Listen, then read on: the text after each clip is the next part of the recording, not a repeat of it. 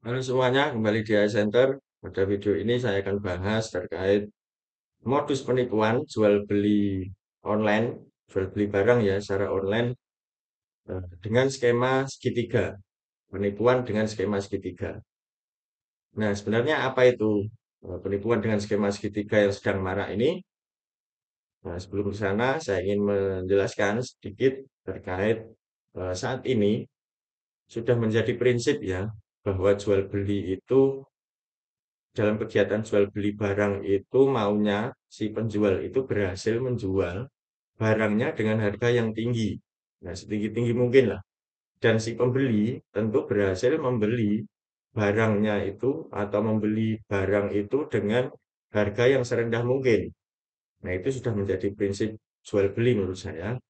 Nah, kemudian prinsip ini akan berlaku sampai kapanpun dan dimanapun ya, baik pembelian barang secara langsung ataupun melalui media sosial ataupun online seperti marketplace, Facebook, dan lain-lain. Nah, itu prinsip itu nampaknya tetap akan berlaku dimanapun dan sampai kapanpun. Nah, sekarang ini media online memang menjadi basis metode tercepat ya bagi mereka yang akan menjual ataupun membeli barangnya. Pasti mereka akan browsing dulu terkait harga pasaran, lokasinya di mana, bahkan kondisi barang yang akan dibeli itu, walaupun hanya sekadar melihat foto dan videonya aja dulu. Nah, ini di media online biasanya seperti itu.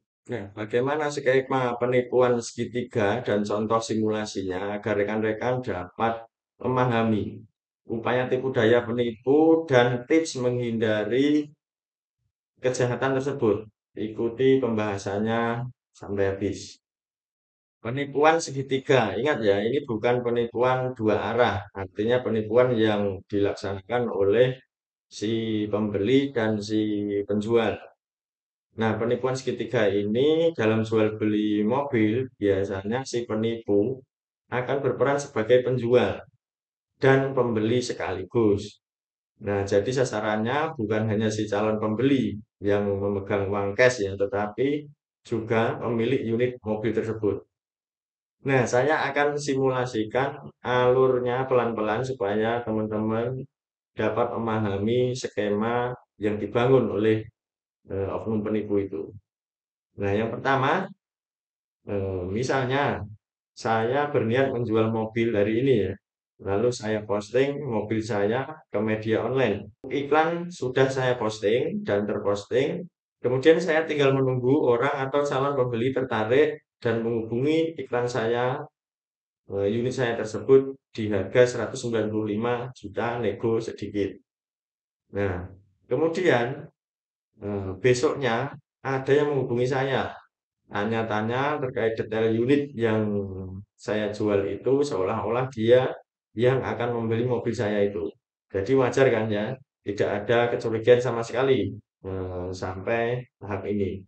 Biasa kalau orang mau beli mobil kan tanya-tanya detailnya, servisnya bagaimana, kelengkapannya seperti apa. Nah, itu sudah biasa, tidak ada kecurigaan. Nah, kemudian setelah selesai tanya-tanya detail unit saya, lalu orang tersebut menyepakati harga yang saya buka di postingan online tersebut dengan nego yang sedikit saja, misalnya hanya dinego 1 juta, nah menjadi 194 juta. Oke, deal gitu kan. Lalu saya menjawab, oke, kapan cek unit dan pembayarannya apabila cocok. Nah, pasti kan begitu. Karena saya menjual tadi di angka 195 nego sedikit dan ini ada calon pembeli yang mau deal 194 juta, maka saya pasti akan menyetujui itu apabila ada yang mau. Nah, itu ya. Nah, setelah itu, setelah menyetujui harga, si penipu itu biasanya akan bilang, Pak, ini unitnya akan saya kreditkan kembali ke orang lain. Nah, jadi yang beli mobil ke Bapak itu adalah saya, cuman saya akan mengkreditkan unitnya sampean ini ke orang lain. Nah, itu mengapa saya berani dengan harga yang tinggi, biasanya seperti itu. Nah, lalu kemudian dia bilang, besok pagi ada orang yang mau kredit itu ke sana Pak, mau cek unit, datang ke rumah Bapak. Nah, datang ke rumah saya yang punya mobil. untuk dicek langsung oleh yang kredit itu. Karena saya ada kepentingan kantor yang tidak bisa ditinggalkan. Biasanya dia akan bilang seperti itu. Jadi biar si pembeli yang kredit ke saya aja Pak yang cek langsung, bukan jenengan. Ke saya yang punya mobil. Nah, kemudian di sini titik krusialnya. Tapi Bapak jangan kasih tahu ya harga mobilnya dan bilang saja itu mobil saya titipkan ke Bapak. Soalnya nanti kalau deal saya yang akan transfer 194 juta ke Bapak langsung. Jadi bukan dia yang mau kredit yang transfer tetapi saya. Biasanya si penipu itu akan bilang begitu. Ya udah, begitu kan misalnya saya menyetujui. Nah, teman-teman sekalian, sampai di sini sebenarnya sudah muncul satu ketidakberesan sebenarnya. Yaitu apa? Itu unit adalah punya saya sendiri. Kok di sini saya disuruh mengaku sebagai yang dititipi mobil oleh si X penipu itu tadi. Nah, ini kan sudah tidak betul ya. Tapi kita teruskan saja lah simulasinya, biar rekan-rekan bisa memahami alurnya seperti apa. Kemudian, oke lanjut ya, dia bilang besok pagi ada yang mau kredit, yang mau cek unit. Bisa share lokasinya Pak. Oke, begitu kan. Lalu saya share lokasi rumah saya, kemudian unit saya ada di situ. Dengan ketentuan yang sudah disetting oleh si penipu kepada saya bahwa saya dilarang berhubungan membahas harga langsung kepada si calon pembeli yang mau cek unit itu. Pokoknya soal harga nanti saya yang atur. Apabila ada pertanyaan harga dari si calon pembeli yang cek unit datang ke rumah itu, maka kita disuruh bilang apabila ada urusan harga nanti Mas silahkan hubungan langsung dengan Pak X itu, gitu. Kita sudah dikondisikan seperti itu. Nah, biasanya yang punya mobil kan tertarik ya, terjebak dengan harga tinggi itu, sehingga terhipnotis beneran dengan disuruh ngaku dititipi mobil, padahal itu mobil punyaannya sendiri. Kemudian suruh bilang urusan harga dengan Pak X itu. Nah, biasanya dituruti skema itu, ya sudah tergiur ya dengan harga yang tinggi dari si penipu itu tadi. Nah, lanjutnya sampai di sini kemudian datanglah kepada saya, kepada si pemilik mobil itu seseorang yang mengaku sebagai pembeli yang akan mengecek unit mobil dari Pak X si penipu tadi. Kemudian saya terima ya, saya terima dengan biasa. Lalu si pembeli itu mengecek secara betul-betul unitnya selayaknya mau beli mobil beneran ya, dan tanpa ada komunikasi apapun kepada saya, seorang yang mengecek unit itu. Karena sudah sama-sama dikondisikan bahwa urusan harga adalah sama dengan Pak X itu tadi. Nah, apa sebenarnya yang si penipu itu kondisikan poinnya? Ada di sini ya, teman-teman. Yang satu, yang punya mobil itu disuruh mengaku bahwa saya dititipi mobil Pak X. Untuk harga silakan dinego sama Pak X, si penipu tadi. Nah, itu untuk yang punya mobil dikondisikan seperti itu. Kemudian yang mau beli mobil itu disuruh mengaku saya akan membeli mobil Innova ini, tetapi urusan harga dan pembayarannya sama Pak X.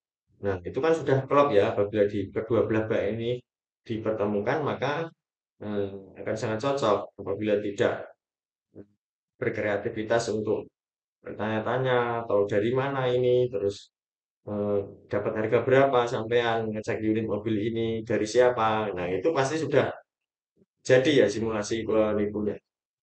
Nah, sampai di sini mungkin teman-teman bertanya ya, eh, terkait dari mana si calon pembeli itu mengetahui iklan mobil ini, begitu kan? Nah, apakah si calon pembeli ini mengetahui iklan saya yang seharga 195 juta itu atau dari iklan lain? Nah, ternyata si penipu itu juga mengiklankan ulang atau menjual ulang kembali mobil saya itu seharga 195 juta itu ke medsos yang sama, misalnya ya Facebook, Marketplace, dan lain-lain itu dengan harga yang murah. biasanya turunnya sangat jauh ya. Kalau saya yang punya mobil sendiri itu postingnya 195 juta rupiah, maka biasanya si penipu itu memposting ulang mobil saya itu dengan harga ya sekitar 150, 140-an juta lah. Nah, itu kan sudah bedanya jauh sekali ya dari harga pasaran misalnya. Nah, untuk itu mereka si calon pembeli itu pasti akan tertarik dengan harga itu, dengan harga yang murah itu ya.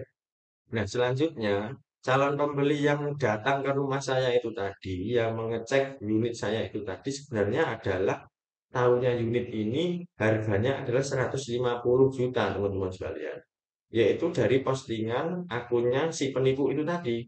Jadi bukan postingan saya yang 195 juta itu, tetapi dia tahunya mobil ini yang dilihat ini, yang dicek saat ini itu harganya adalah 150 juta.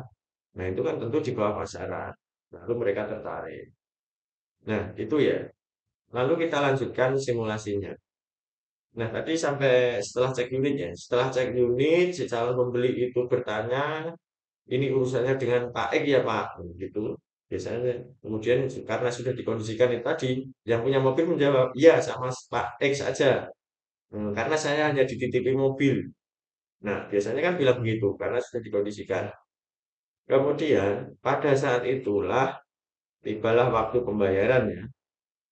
Kemudian langsung si pembeli tanpa pikir panjang, transfer ke rekening si X, yaitu rekening si penipu tadi, senilai 150 juta. Mengingat unitnya masih bagus dan lain-lain karena sudah dicek, sudah cocok gitu kan ya dengan harganya. Karena juga harganya di bawah pasaran, sementara si pemilik mobil mengkonfirmasi bahwa betul harganya sama Pak X saja. Soal harga sama Pak X saja. Nah, kemudian si pembeli mobil itu transfer pada saat itu juga melalui mobile banking atau melalui online bank ya. Disinilah sebenarnya malapetaka sesungguhnya telah terjadi loh saudara-saudaraku sekalian. Nah, sementara si pemilik mobil menunggu dana masuk transferan dari Pak X senilai 194 juta yang tadi dijanjikan itu, maka ditunggu 1 menit, 2 menit, 1 jam, 2 jam, bahkan tidak sampai itu ya. Hmm, dicek kok rekening yang punya mobil beneran kok tidak ada transferan dari Pak X.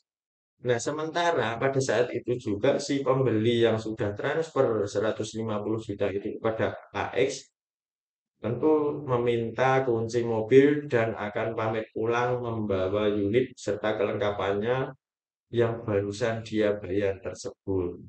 Dia kan sudah beli mobil, sudah bayar, tinggal membawa pulang aja unitnya beserta surat-suratnya. Kan begitu. Nah, tentu si pemilik mobil beneran ini kan menahan unitnya. Nah, karena kan belum dibayar. Gimana? Saya belum ditransfer uang, belum masuk ke saya. Kok unit mau diambil, mau dibawa pulang? Nah, tentu si pembeli juga pasti akan bersikeras bahwa dia sudah transfer unitnya senilai 150 itu kepada si Pak X. Katanya kan sampai cuma dititipi unit saja. Nah, ini saya sudah transfer, lalu mobilnya saya bawa pulang dong kan gitu. Nah, disinilah kekacauan terjadi. Nah, dalam kekacauan itu pastikan kedua belah pihak ini akan berusaha menghubungi si X itu. Nah, ternyata kedua belah pihak ini nomornya sudah diblokir oleh si penipu itu, sementara dia sudah berhasil mengantongi uang senilai 150 juta. Itu ya kira-kira alurnya, simulasinya. Yang jelas teman-teman mesti hati-hati.